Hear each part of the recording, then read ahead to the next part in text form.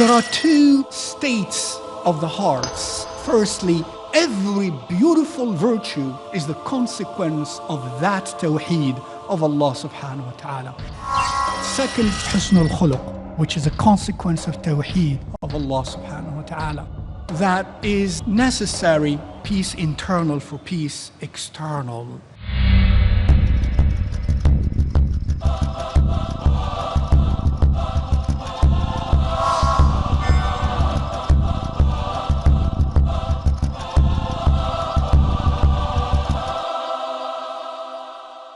Assalamu alaikum wa rahmatullahi wa barakatuhu. May peace, blessings, and mercy of Allah subhanahu wa ta'ala be on all of you. We welcome all our brothers and sisters present here today to the fourth day of the 10-day International Islamic Conference and Exhibition. Today evening, we have eminent speakers from the United States, Dr. Mokhtar Maghraoui. Dr. Mokhtar Maghraoui received his master's in physics and a PhD in electrical engineering from Syracuse University. He received his Islamic education in Algeria before coming to the United States. He has been an imam in the state of New York and is a Central Shura member of the Islamic Circle of North America. Until last year, he was a member of the Fiqh Council of North America. Dr. Maghraoui is counted among the well-respected Muslim scholars in North America. Today, he would address us on a very vital topic of this conference and also the topic of his choice, peace internal for peace external. Brothers and sisters, let's welcome Dr. Mokhtar Maghraoui.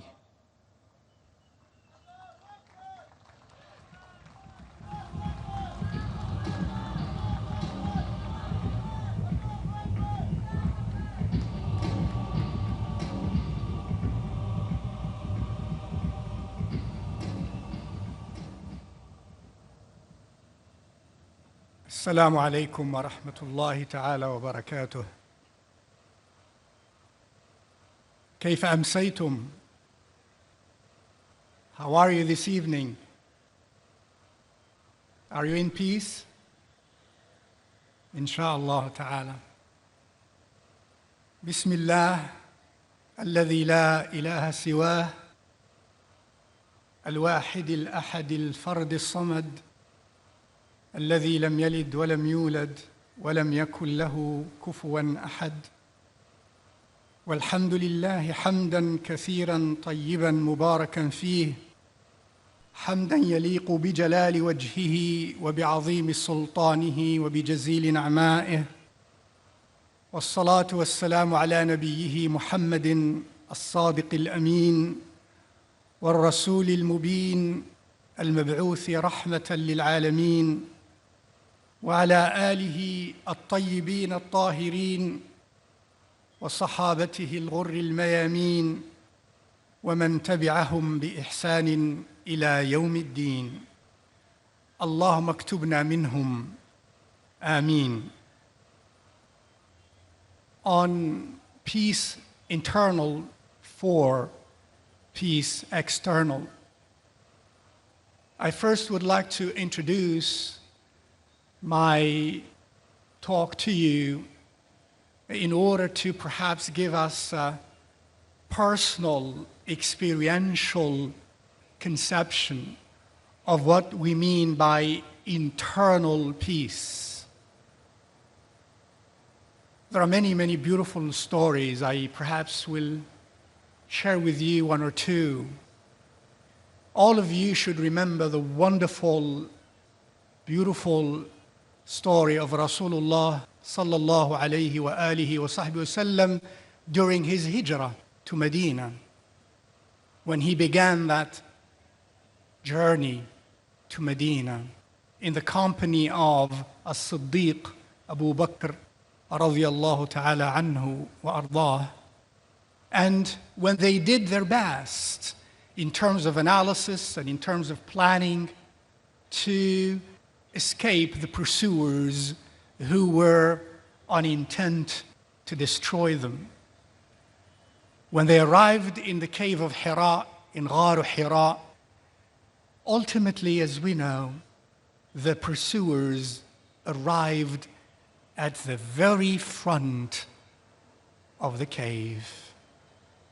And in that moment, imagine the intensity of the feelings if it were some of us. Imagine the future of Islam at stake. Imagine the lives at stake.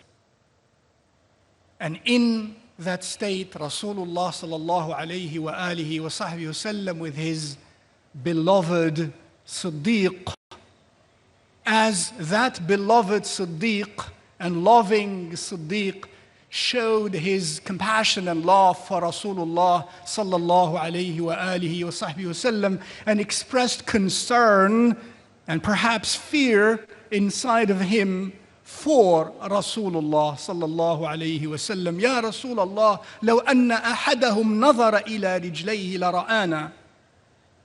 Ya Rasulullah, said he, perhaps murmuring, had any one of them looked at his foot, he would have seen us. Rasulullah sallallahu alayhi wa alihi wa sahbihi wa sallam answers, Ya Aba Bakr, ma dhannuka bithnayni Allahu thalithuhuma.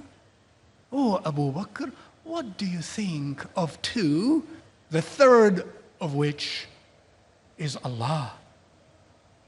Subhanallah. Rasulullah sallallahu alayhi wasallam, as he uttered those words, I envision and I feel him to be an ocean of peace inside of him, to be able to respond that way and to be that serene and that tranquil.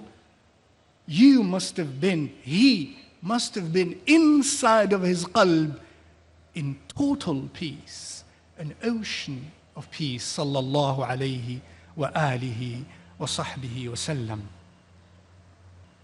I read a beautiful story a while ago that teaches us many lessons, of which is this concept of internal peace. Let us continue. Peace external, peace internal for peace external. Be in peace to be able to give peace. Be in peace to be able to give peace, because فاقد الشيء لا يعطيه.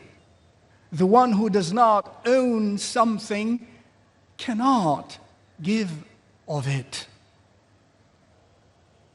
Allah subhanahu wa ta'ala tells us in the Quran, إن الله لا يغير ما بقوم حتى يغيروا ما بأنفسهم. Verily, Allah does not change the state of the people until they change that which is in themselves. Allah does not change the state of the people, external state of the people, for example, to peace and to prosperity and to justice, until they change that which is in themselves. Until they change that which is in themselves. Allah subhanahu wa ta'ala says also, ذَلِكَ بِأَنَّ اللَّهَ لَمْ يَكُ مُغَيِّرًا نِعْمَةً أَنْعَمَهَا عَلَى قَوْمٍ حَتَّى يُغَيِّرُوا مَا بِأَنفُسِهِمْ. Indeed, that Allah subhanahu wa ta'ala does not remove a bounty from a people, a grace that He bestows upon a people, until and unless they remove and change their state from good to negative, that is, from good to bad, until they change that which is in themselves, from, for example, grateful to ungrateful, from tawheed to shirk, from knowledge to ignorance, from compassion and mercy to aggression and ruthlessness and cruelty. Allah does not change the bounty He bestows upon a people until they change their internal states and attitudes towards Allah subhanahu wa ta'ala, from moral and virtuous to immoral and ugly.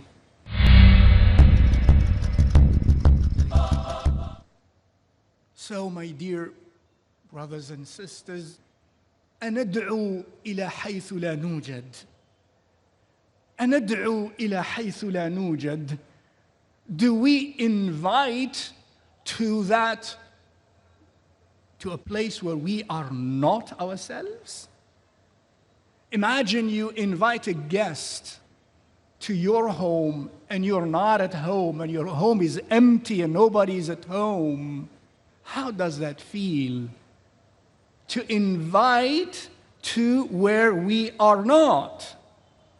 To invite to where we are not. Allah subhanahu wa ta'ala says, إلهكم إله واحد فله أسلموا وبشر المخبتين. Your God is one God. Indeed, do surrender yourselves to Him. Do surrender yourselves to Him. أسلم قلبك لله سبحانه وتعالى وأنيبوا إلى ربكم وأسلموا له. Allah subhanahu wa ta'ala commands to us, return to your Lord and surrender yourselves to Him. Now remember that story of Rasulullah sallallahu alayhi wa alihi wa sahbihi wasallam in the cave, that attitude of internal serenity. We are not talking only about an intellectual recognition and admission and confession, which is necessary and important. I am trying to convey an attitude that is experiential, that is qalbani, which leads to that internal state of serenity. When Rasulullah sallallahu alayhi wa alihi wa sahbihi wasallam was asked by a man to define for him al-Islam, سأل رجل رسول الله صلى الله عليه وآله وصحبه وسلم عن الإسلام فأجاب الإسلام أن يسلم قلبك لله تعالى ويسلم المسلمون من يدك ولسانك. Al-Muslim, al-Islam, he answered, Islam is when your heart submits itself to Allah subhanahu wa ta'ala. Not only your senses, not only your reasoning faculties, not only your IQ, your qalb, with which you feel, in which emotions are, the seat of indeed will and drive and perception and love and hate, until your qalb submits itself to Allah subhanahu wa ta'ala, and consequently the Muslimun will be safe from your hand, that is your power, and your tongue as well. And if the Muslimun, that is are not the Muslims, are not safe from my tongue and my might and power, then of course those who are not Muslim will be treated perhaps by me worse. Allah subhanahu wa ta'ala invites us. He's the first da'i subhanahu wa ta'ala. وَتَعَالَى اللَّهُ عَنِ الْأَمْثَالِ. May Allah be exalted from analogies. Allah subhanahu wa ta'ala invites us. He says in the Quran, وَاللَّهُ يَدْعُو إِلَى دَارِ السَّلَامِ. Allah invites to the home of salam, to the home of peace. Subhanallah. Allah yad'u ila dar salam, to the home of peace. What is the result then of being distant from the salam? And who is the Salam? Allah subhanahu wa ta'ala. Ismullahi As-Salam. The name of Allah subhanahu wa ta'ala, of His many names, is As-Salam, the Salam. Subhanallah, note here that it is in my recollection only this name, besides the name of Allah, Allah subhanahu wa ta'ala, that is given to us not as an adjective, but as a noun. Allah does not say He's the peaceful. He is the Salam, the peace. In other words, all peace and every salam is Him subhanahu wa ta'ala. In other words, if I keep my heart distant from the salam, I will never be in salam, and I will never be able to give salam. Allah being the Salam means there is nowhere else, nothing else, no other way by which to be in Salam and to have Salam. He is not only the source of Salam, He is the Salam. Subhanallah. Even, therefore, if I keep away in my qalb, in my heart, away from the Salam, the source of Salam, how can I have Salam? And if some of us do not understand this, imagine yourself to be very thirsty in an open desert under the scorching heat of the sun, and you're looking for water, and you know that there is a well of water somewhere. Will you drink water if you keep talking about water and never getting to the well? Will you? The answer is not. The only way to drink from water is to go to the source of water, scoop from water, drink from water, then give to others water. For as long as I keep away from the source itself, I will not drink. I will only imagine myself drinking and talk about drinking water from the well. Subhanallah. بعد القلب عن الله عز وجل، بعد القلب عن السلام يمنعني من أن أكون في سلام فأمنح السلام. لا شك في ذلك, my dear brothers and sisters. There are two states of the hearts that are necessary for having salam and spreading salam, peace, P-E-A-C-E. I would like to summarize them in the following way. أولاً, firstly, التوحيد. توحيد الله عز وجل. I mean by that tawheed not only an academic tawheed, not only an intellectual tawheed, but I mean توحيد فيه تعلق القلب بالله سبحانه وتعالى تعلقا وجدانيا. I mean by that the heart itself is attached, connected experientially, emotionally to Allah and Allah alone.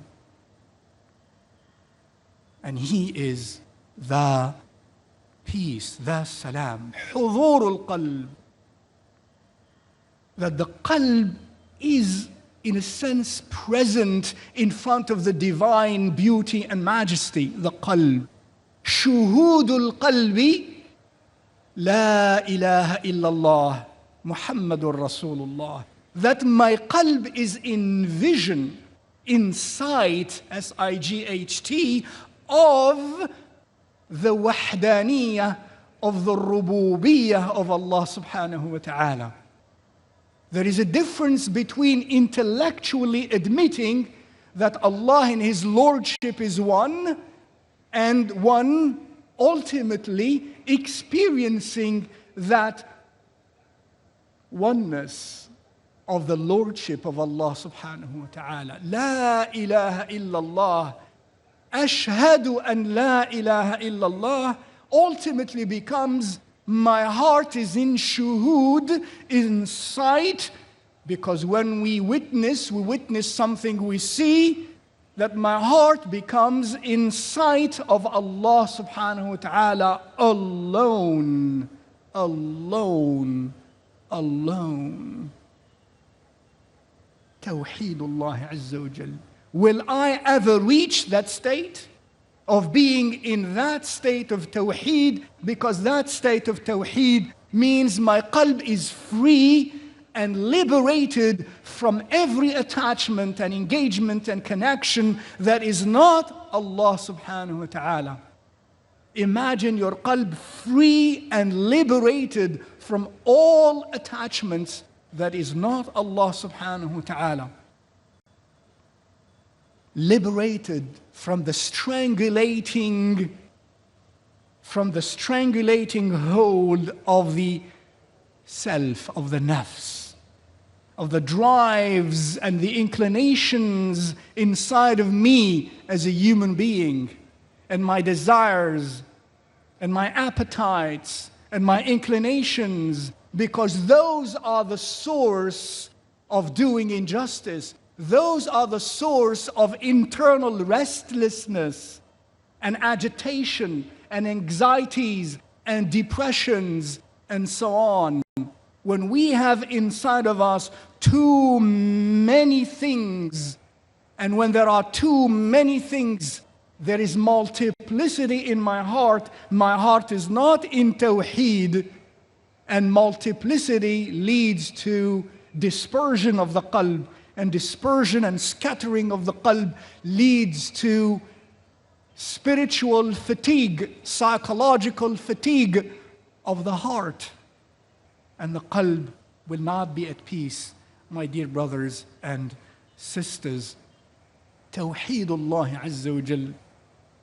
May Allah subhanahu wa ta'ala make my heart and yours in a state in which we are aware of Him and Him alone in every aspect of our lives. In every aspect of our lives. When that Tawheed is missing, we have more inside of us of restlessness. And restlessness means dispute, and means lack of peace, and means hard times.